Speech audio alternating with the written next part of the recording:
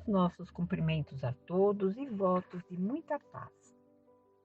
Nós vamos nos lembrar que há 15 dias atrás, no estudo que estamos fazendo do livro Os Mensageiros, pelo espírito André Luiz e a psicografia do Chico Xavier, nós vimos o capítulo 14, em que Aniceto convidou Vicente e André Luiz a uma excursão de uma semana aqui na crosta terrestre. Então, eles partiriam de lá para cá. E acontece que essa viagem, eles tinham alguma noção de volitação, né? O André Luiz e o Vicente, e também foi apurada, foi aumentada a visão deles. Então, eles se prepararam para vir para essa viagem, para fazerem essa viagem de lá até aqui a crosta. E nós vamos então para esse capítulo 15, na leitura do título que se chama A Viagem, desse capítulo 15. Então, André Luiz vai falar. Depois de empregarmos o processo de condução rápida, atravessando imensas distâncias, que seria a volitação, surgiu uma região menos bela. O céu cobrira-se de nuvens espessas e alguma coisa que eu não podia compreender nos impedia a volitação com facilidade. Creio que o mesmo não acontecia ao nosso instrutor, então ele para ele não seria impedida essa volitação, mas no caso de André Luiz e Vicente, sim.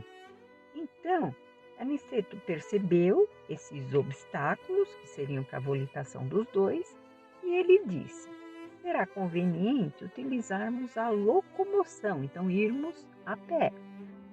A atmosfera começa a pesar muitíssimo e não devemos andar muito distante de Campo da Paz. Campo da Paz era uma colônia, né? Uma colônia que fica tipo do nosso lar, mas era uma colônia denominada Campos da Paz.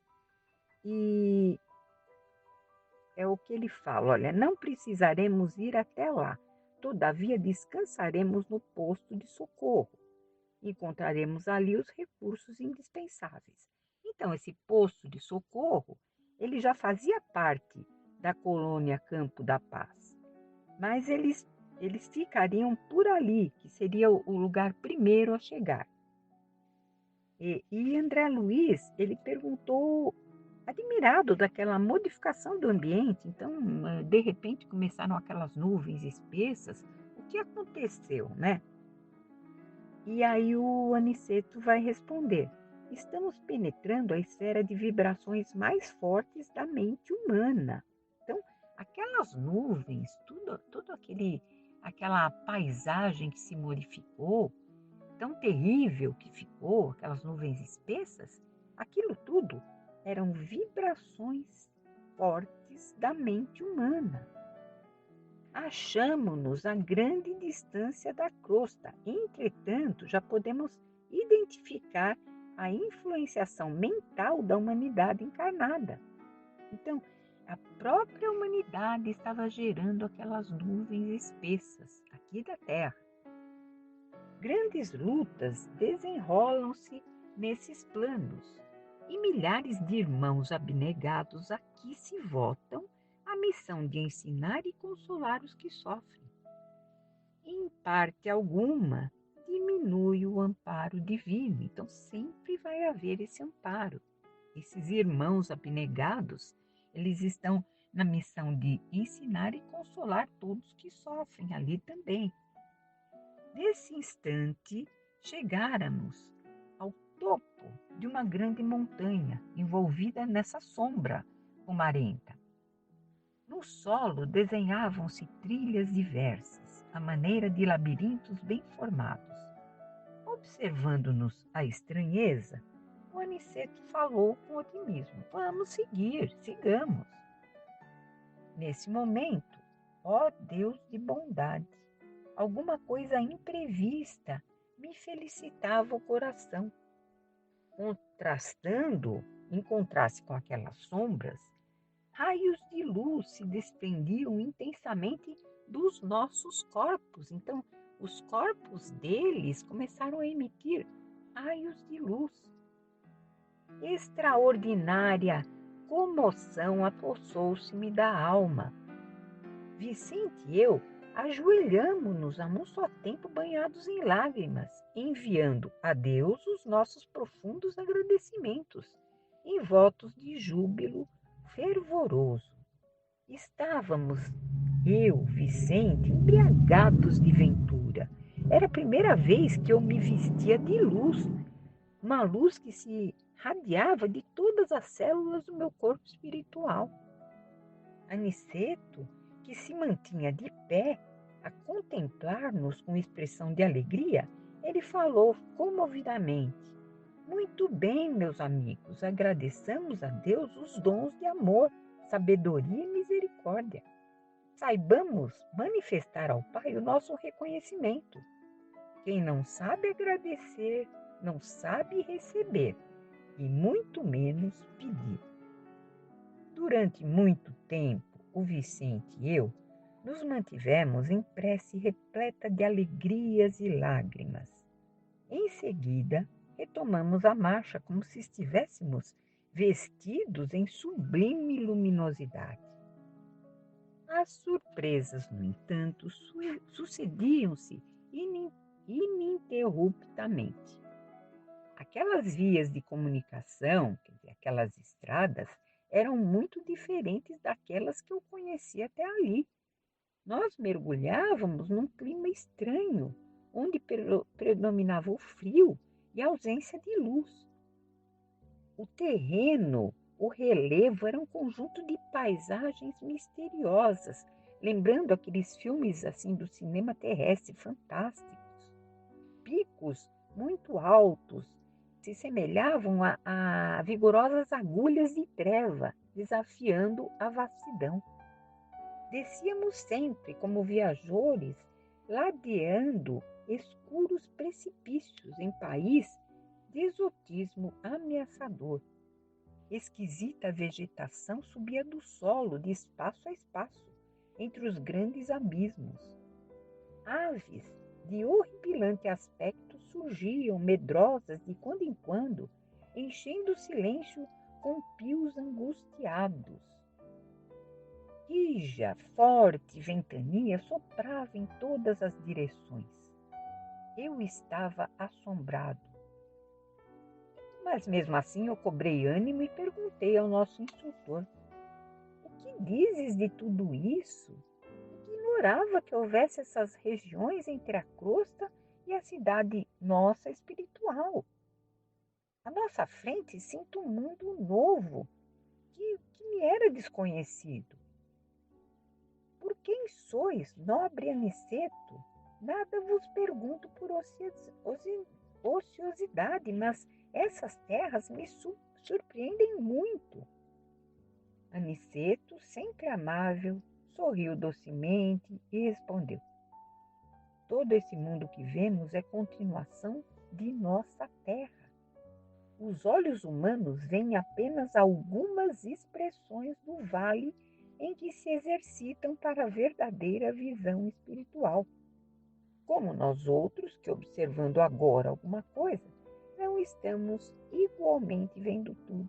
Então, nossa visão aqui na Terra é muito limitada, assim como a visão, como ele está falando aqui. Eles também não estão vendo tudo. E ele continua: este, André, é um domínio diferente. A percepção humana não consegue apreender senão um determinado número de vibrações. Comparando as restritas possibilidades humanas com as grandezas do universo infinito, os sentidos físicos são muito limitados. Nós não conseguimos ver nada, praticamente nada desse universo infinito. O homem recebe reduzido noticiário do mundo, que lhe é moradia. Então, nós não conhecemos nada. É verdade que o homem tem devassado a ciência e tem resolvido problemas profundos. E aí ele vai descrever que A astronomia terrena conhece que o Sol conhece o Sol por medidas aproximadas, que ele é 1.300.000 vezes maior que a Terra, e que a estrela Capella é 5.800 vezes maior que o nosso Sol. Sabe que Arcturo equivale a milhares de sóis iguais aos que nos ilumina. Está informado de que Canopus corresponde a 8.760 sóis idênticos ao nosso, reunidos. A nossa ciência mediu as distâncias entre o nosso planeta e a Lua, acompanha certos fenômenos em Marte, Saturno, Vênus e Júpiter, sonda os milhões de sóis aglomerados na Via Láctea, conhece as estrelas variáveis, as nebulosas espirais e difusas, e não param os observadores humanos na grandeza ilimitada desse macrocosmo. A ciência vai aos círculos atômicos também, analisa a materialização da energia, o movimento dos elétrons, estuda o bombardeio dos átomos e esquadrinha corpúsculos diversos.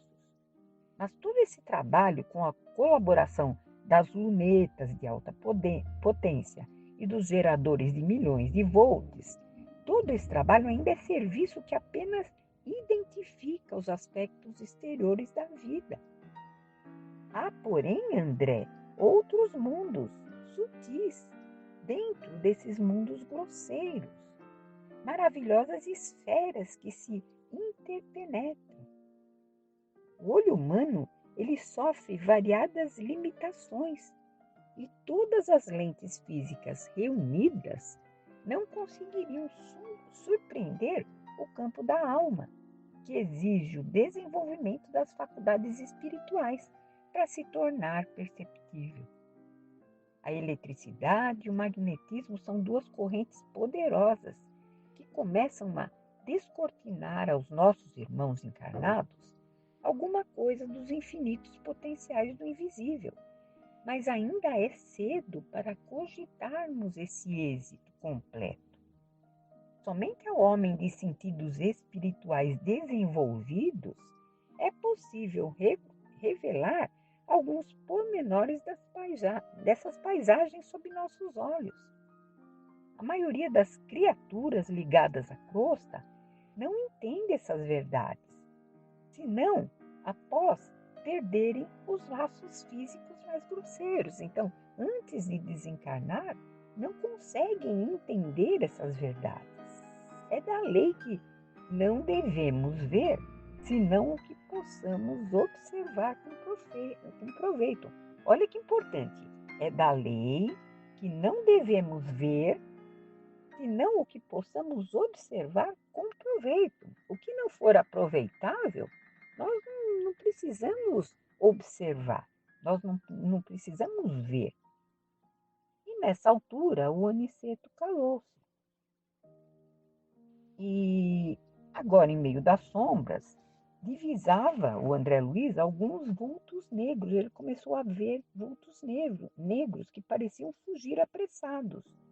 E eles se confundiam com trevas daquelas furnas próximas.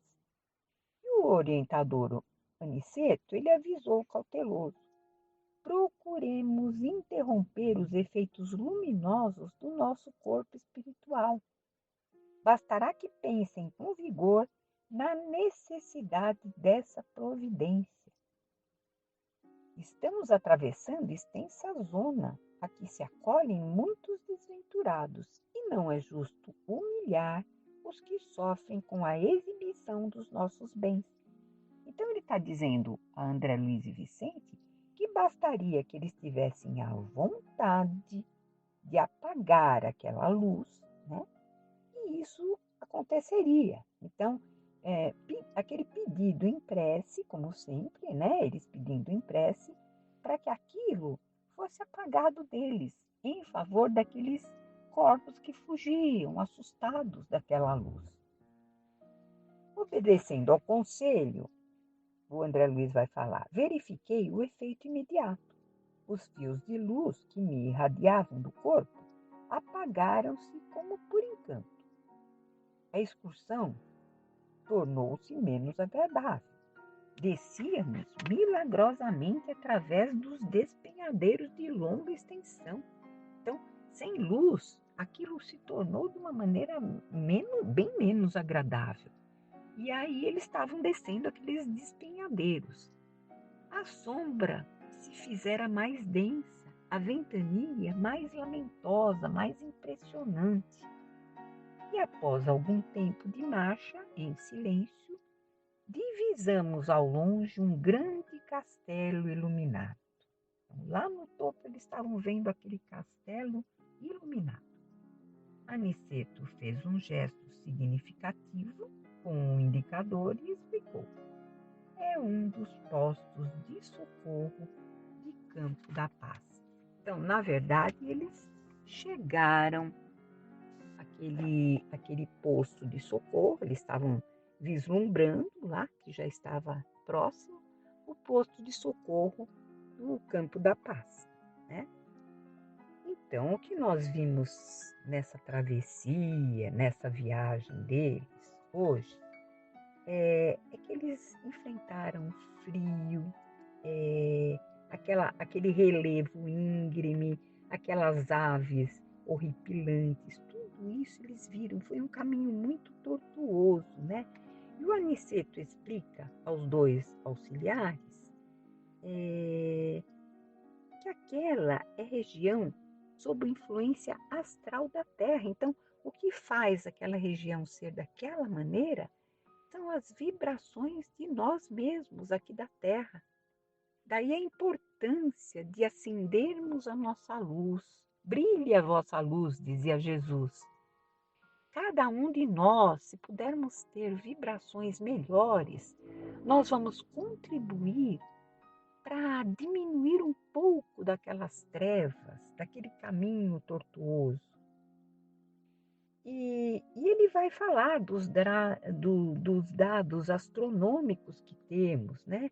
E ele começa a mostrar também, comentar sobre os mundos sutis que existem na Terra. Então, ele está descrevendo, na verdade, o André Luiz, essa viagem tortuosa que eles fizeram até aquele posto de socorro do Campo da Paz.